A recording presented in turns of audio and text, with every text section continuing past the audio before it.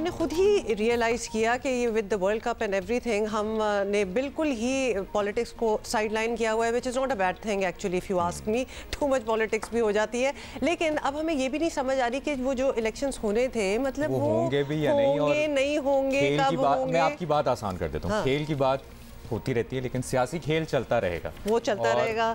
तो अब इलेक्शंस होंगे या नहीं होंगे ये भी एक सवाल रहेगा।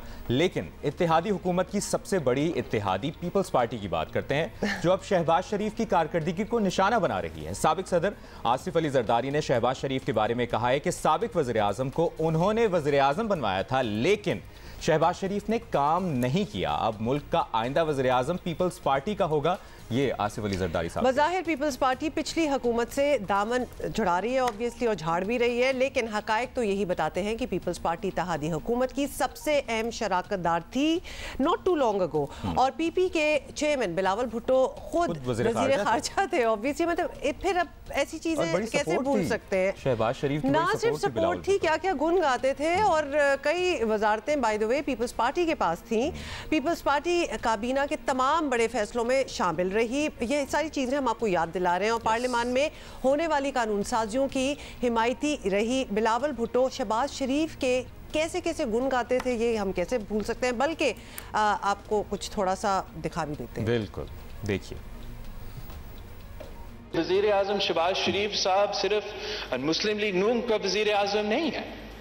वज़ीर आज़म शहबाज शरीफ साहब शायद ज़्यादा पीपल्स पार्टी का वज़ीर आज़म है, ना कि मुस्लिम लीग नून का वज़ीर आज़म।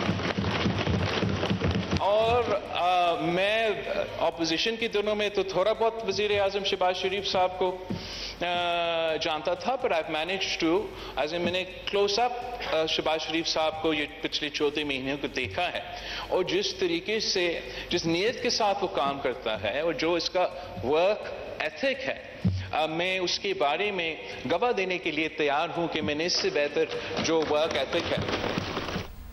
अच्छा, ये बयान कुछ ज़्यादा पुराना नहीं है, कुछ 4 महीने पुराना ये बयान है। 23 जून का बिलावल भुट्टो का ये बयान, और वो कह रहे हैं कि नून लीग से भी ज़्यादा पीपल्स पार्टी के वज़ीर आज़म उन्होंने करार दिया शहबाज शरीफ को। अच्छा, मर्दमशुमारी और हल्का बंदियों के मामले में भी अब पीपल्स पार्टी ने इत्तेहादी हुकूमत का पूरा अरसा नून लीग की हाँ में हाँ मिलाने में गुजारा। पीपल्स पार्टी ने आखिर तक सिंध हुकूमत अपने पास रखी और विफाक में वजारतों का मजा भी उठाती रही है पीपल्स पार्टी। बिल्कुल, और ये कहना गलत ना होगा कि पीपल्स पार्टी ने शहबाज हुकूमत को पूरी तरह इंजॉय किया, और अब वो शहबाज शरीफ हुकूमत की कारकर्दगी, उनकी परफॉर्मेंस से खुद को अलग करना चाह रहे हैं। तो कर नहीं सकते वैसे, क्योंकि ये इतनी पुरानी बात नहीं है कि लोगों को याद ना हो। In fact let's talk about it. Irshad Bhatti साहब ने हमें ज्वाइन किया है, और सबसे पहले तो उनसे यही पूछ लेते हैं। इरशाद भट्टी साहब, पीपल्स पार्टी आजकल पूरी कोशिश कर रही है कि पीडीएम दौरे हुकूमत की नाकामियों से खुद को बरी-उज़्ज़मा कर ले। तो ये जमात जो है वो ऑब्वियसली उस हुकूमत का एक बड़ा हिस्सा भी रही है, तो उसको तो नेगेट नहीं किया जा सकता। क्या इस दौर में जो कुछ हुआ था, और इस दौर में इसलिए कह रही हूँ कि ये इतनी पुरानी बात नहीं है, तो उसमें वाकई पीपल्स पार्टी का किरदार नहीं था, या आपको लग रहा है कि ये वो ये कह सकते हैं?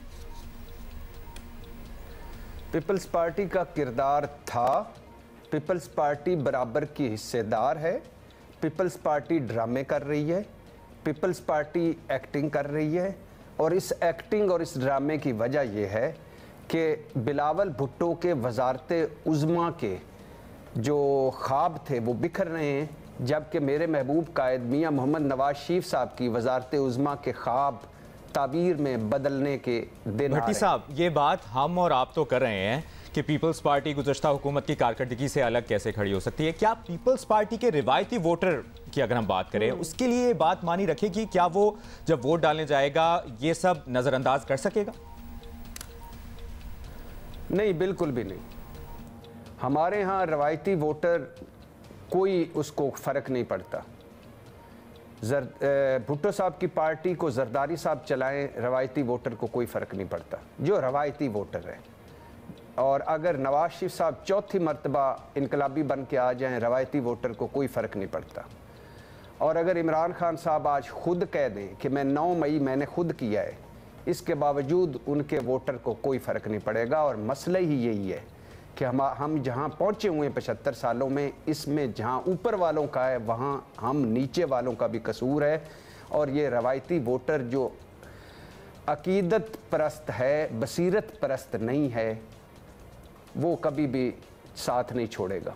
वो उनके जलसों में धमालें डालेगा, चाहे उनके घरों में भूख धमालें डाल रही हो। अच्छा, अब एक तरह से ये नेचुरल भी है कि पीपल्स पार्टी मुस्लिम लीग नून के एन मुखालिफ खड़ी हो, लेकिन मैं ऑब्वियसली इलेक्शन में ऐसा हम देख चुके हैं, we have all seen this. तो क्या इसे हम हतमी पोजीशन समझें, ये बड़ी बात है? क्या ये मान लें कि इस बार मुस्लिम लीग नून और पीपल्स पार्टी का कोई इंतखाबी या हुकूमती इत्तेहाद बिल्कुल नहीं हो सकता? देखिए, पहली बात तो ये ज़हनों में रख लीजिए कि अगर पीपल्स पार्टी और मुस्लिम लीग नून मिलकर सदर परवेज़ मुशर्रफ से हलफ ले सकते हैं और अगर ज़ियाउल हक और भुट्टो साहब इक़्तिदार को 16 महीने इकट्ठे इंजॉय कर सकते हैं तो ये कुछ भी कर सकते हैं इक़्तिदार के लिए, अपने मफाद के लिए। दूसरी बात, ये नेचुरल नहीं है।